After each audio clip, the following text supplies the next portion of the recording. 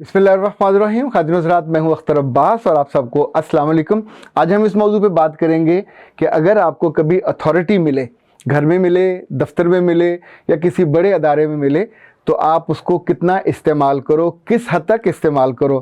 क्योंकि authority is ए कर्स, कभी कभी ऐसा हो जाता है, और authority is a window to get respect, कभी कभी ऐसा हो जाता है। Authority is the worst use of your power and position, कभी कभी ऐसा भी हो जाता है। मगर इस पे बात करने से पहले आदिल डोगर साहब ने लिखा है कि माशाल्लाह जीन की बल्कि डेनिम की जैकेट पहन के आप बहुत क्यूट लग रहे थे।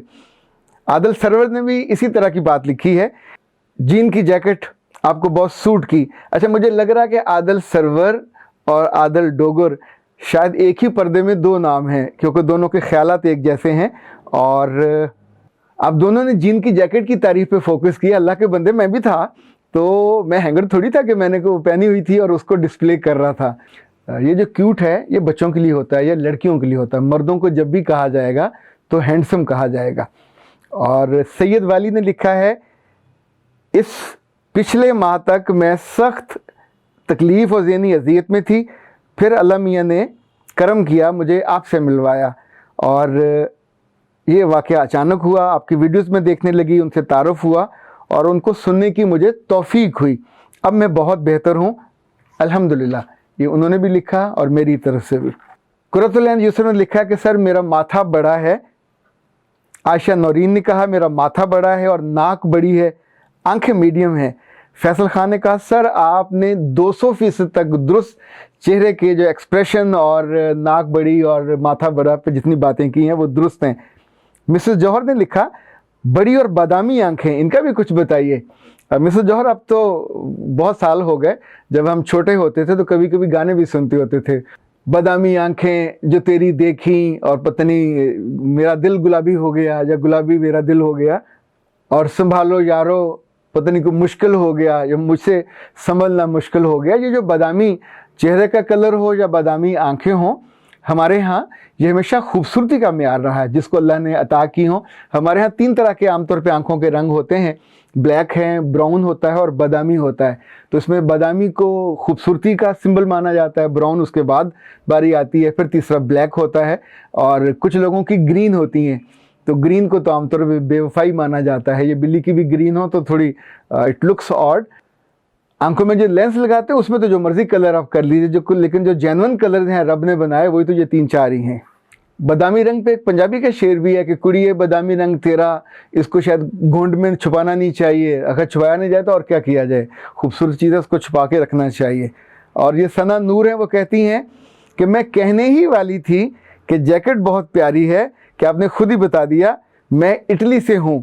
सना, उम्मीद है बेटा आप खैरियत से होंगे। हमारे भी दोस्त और ख़ास तौर पे मैमूना साहिबा वहाँ इटली में अपनी फैमिली के साथ थी, बहुत दिनों से उनसे रब्ता नहीं है। उम्मीद है आप सब लोग खैरियत से होंगे, आपके प्यारे भी सलामत होंगे और आप भी कोरोना से बचे हुए होंगे। और हारून हैं, वो कहते हैं सर बड़ी आंखों वाली लड़कियों का बताएं।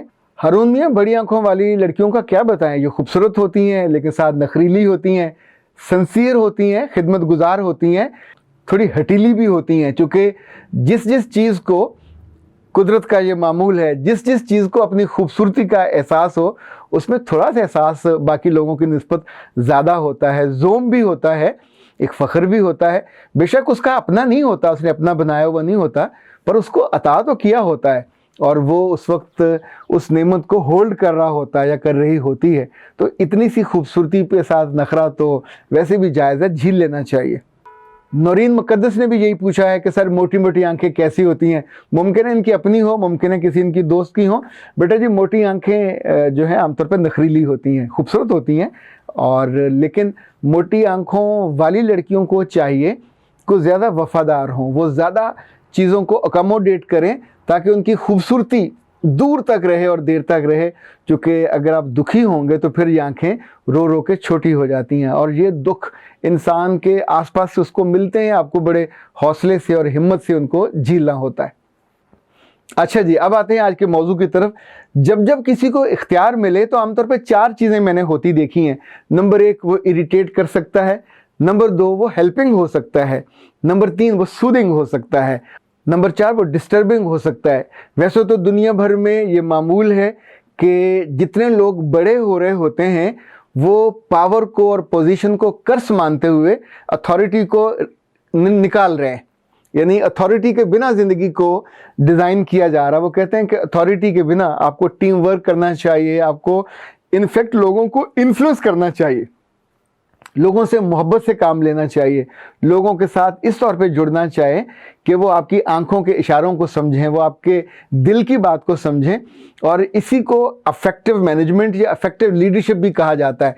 हमारे यहाँ चूँकि बच्चों को और बड़ों को सिखाया ही नहीं जाता, जिस वजह से जिस को छोटा ओहदा मिले या बड़ा, इवन लोग सुपरवाइज़र बन जाएं तो इतना वो ख्वार करके रख देते हैं कि कभी परेशानी हो जाए। स्कूलों में 10-10, 12-12 लड़कियों पे, टीचरों पे एक उन्होंने सुपरवाइज़र या कोऑर्डिनेटर बनाया होता है, या बनाई होती है, आमतौर पर लड़कियां होती हैं। अब ये थोड़ी सी अथॉरिटी है, उसको चीज़ों को रिलेट करना होता है, कोऑर्डिनेट करना होता है, फैसिलिटेट करना होता है, लेकिन वो सारे काम नहीं करती। वो इनफैक्ट हर वक्त अपनी अथॉरिटी जताती है, बच्चों को भी, बच्चियों को भी, टीचरों को भी। ये मिस यूज़ ऑफ अथॉरिटी है, यानी इट्स अ अगली यूज़ ऑफ अथॉरिटी। जो भी करे, आप खुद करो या आपका कोई बड़ा करे, इनफैक्ट उसको मना करना चाहिए, क्योंकि इसके बाद जब ये आप उसका अगली यूज़ कर लेते हैं तो फिर आप लोगों की दुआओं से निकल जाते हो, लोगों की ज़िंदगी से निकल जाते हो, लोगों की पसंद से निकल जाते हो। अगर आपकी अथॉरिटी के साथ लोग सूदिंग फील करते हैं, लोग आपके साथ बैठना है, चाय पीना, आपके अहकामात को लेके भागना और फिर उसको काम करके आपको दिखाना, जितने बड़े अदारे हैं वहाँ अथॉरिटी आमतौर पे सूदिंग होती है। ये इरिटेट नहीं करती, ये लोगों को पिंच नहीं करती, ये उनको डिसरिस्पेक्ट नहीं करती, ये उनको बेइज्जत नहीं करती।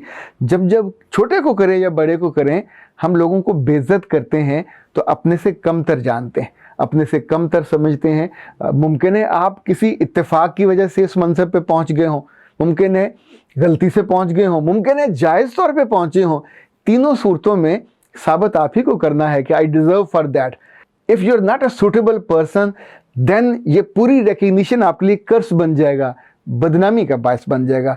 लड़कियां बॉस आमतौर पे अच्छी नहीं होती, रोब डालती हैं, ज़्यादा डालती हैं, और लड़के या जो समझे मर्द हैं, इनमें दो तरह के लोग ज़्यादा होते हैं। जिनमें ज़र्फ़ ज़्यादा हो, ख़ानदानीपन हो, वो लोगों को सहूलत देते हैं, आराम देते हैं, वो उनके लिए जान का अजाब नहीं बनते। जो लोगों के साथ रिलेट करता है और उनकी जायज़ ज़रूरतों का ख्याल करता है, लोग हमेशा उसके लिए आउट ऑफ द वे काम करते हैं। जो उसने वादा किया हो अपनी हायर मैनेजमेंट से, आपकी टीम आपके साथ खड़ी हो जाती है। सो इस बात को हमेशा याद रखिएगा, ख़ानदान में जब ये पोजीशन नंद को मिले या सास को मिले तो उसको भी इसे अब्यूज़ नहीं करना चाहिए। अब्यूज़ में इसलिए कह रहा हूँ कि जब भी आप अपनी पावर का मिस यूज़ करते हैं और दूसरा उस पर एहतजाज ना कर सके, दूसरा उस पर आपसे कह ना सके और आप उसकी जान को अजाब में डाल दो, इरिटेट भी करो, उसको तंग भी करो, उसको ख्वार भी करो, तो फिर वहाँ से दुआ नाम की चीज़ तो नहीं निकलती। जब भी आप वहाँ नहीं होंगे तो आपके बारे में जो गॉसिप होगा, यकीन माने वो आपकी आने वाले कई बरसों के लिए काफ़ी होगा, जो आपको डीफेम कर देगा, आपकी शोहरत ख़राब हो जाएगी और लोग आपके बारे में वो जो बुरे तबसरे करेंगे, जो बुरी बातें कहेंगे, वही आपके चेहरे का तारुफ बनेगा, वही आपकी प्रोफेशनल पहचान बनेगी। तो पहचान बंदे को अच्छी बनानी चाहिए। लोग मुश्किल होते हैं, ओहदे आर्जी होते हैं, पावर आर्जी होती है, मोहब्बत मुश्किल होती है। अब आपका चॉइस है कि आप किसको रखते हो। मोहब्बत रखोगे तो ज़्यादा देर ज़िंदा रहोगे, उस मनसब पे, उस ओहदे पे भी, लोगों के दिलों में और उनकी यादों में भी। अख्तर अब्बास को इजाज़त दीजिए। अस्सलाम वालेकुम।